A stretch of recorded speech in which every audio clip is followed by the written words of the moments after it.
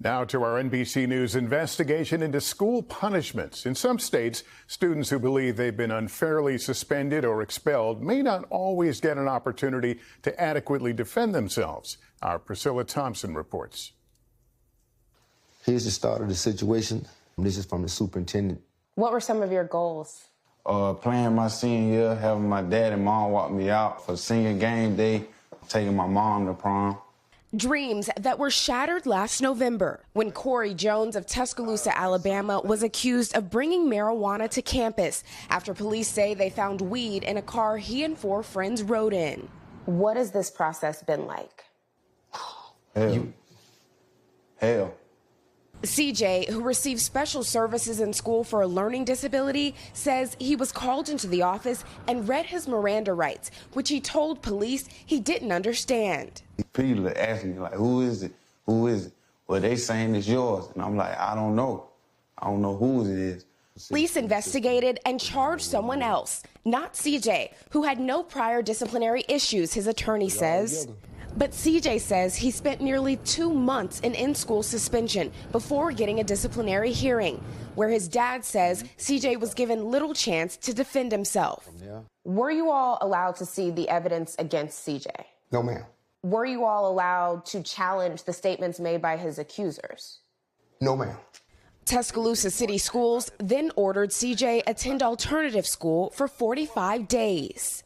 I mainly was mad. I cried in front of all of them because I was hurt.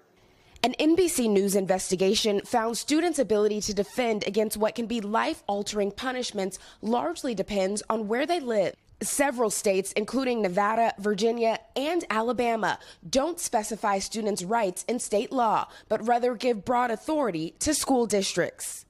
Do you feel like you all got any due process? No, ma'am. Due process does not exist in the school system here in Alabama. CJ's parents hired an attorney, but district policy prohibited her from being inside the meeting where they tried to appeal his punishment. Charles Bell has spent more than a decade studying punishment in schools. We're literally pushing children out of school. More than 2.6 million students were expelled or suspended for the most recent year federal data is available.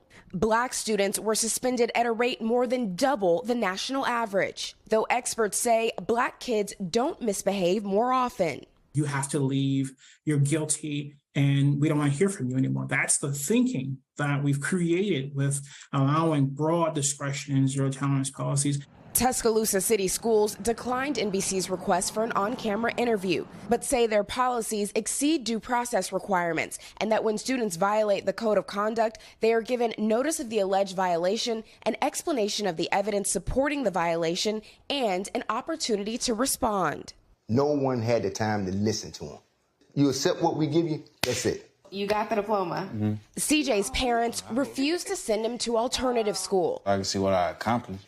Instead, he finished his senior year online. Thinking about the little kids that look like me. I got to fight like hell. I'm not going to stop. As CJ moves forward, his family continues to fight against what they see as a broken system.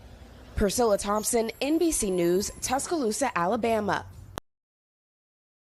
Thanks for watching our YouTube channel. Follow today's top stories and breaking news by downloading the NBC News app.